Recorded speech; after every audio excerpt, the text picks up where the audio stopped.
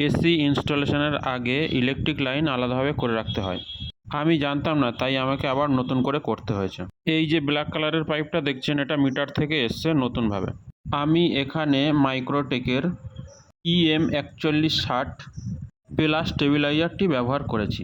Stabiliser ব্যবহার করার উদ্দেশ্য হলো কোনো রকম সমস্যা হলে ইলেকট্রিক লাইনে আমার এসির উপরে কোনো রকম প্রবলেম হবে না। এসির পিভিসি বোর্ড খুবই গুরুত্বপূর্ণ। এই পিভিসি বোর্ড পুড়ে গেলে নতুন লাগাতে অনেক দাম, সেই জন্যে আমি স্টেবিলাইজারটি ব্যবহার করেছি। আপনাদেরকে বলবো, যদি আপনাদের ইলেকট্রিক লাইনের সমস্যা থাকে, লো ভোল্টেজ বা পাওয়ার কাটের সমস্যা, তাহলে স্টেবিলাইজার অবশ্যই লাগান।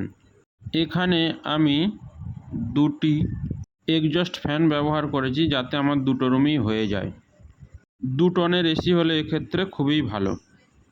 আমি এখানে দুটি হেওয়া কোম্পানির এক্সজস্ট ব্যবহার করেছি, 708 টাকা করে দাম ছিল।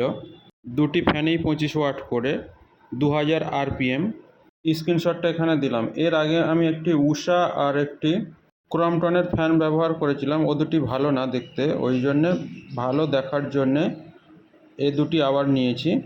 দেখুন, এক্সজস্ট ফ্যান দুটি 2000 RPM হওয়ায় খুব তাড়াতাড়ি এ ঘরের বাতাস ও ঘরে পৌঁছে দেয়, দিয়ে দুটোই ঘর ঠান্ডা করে। আমি এটি প্রায় 1 বছর যাবৎ ব্যবহার করছি, খুবই ভালো। আপনারা চাইলে এভাবেও আপনারা ব্যবহার করতে পারেন। এর আগের ভিডিওতে আপনাদের বলেছি একটা এসি দিয়ে দুটো কিভাবে ঘর ঠান্ডা করা যায় সেটা। অনেকেই ভিডিওটি পছন্দ করেছে, আবার অনেকেই পছন্দ করেনি।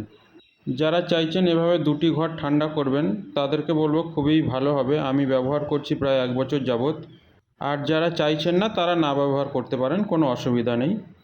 আমার 11x11 দুটি ঘর যথেষ্ট ভালো ঠান্ডা হয়, সেই জন্য আপনাদেরকে দেখানোর চেষ্টা করলাম। ভিডিওটি ভালো লাগলে অবশ্যই লাইক আর শেয়ার করবেন।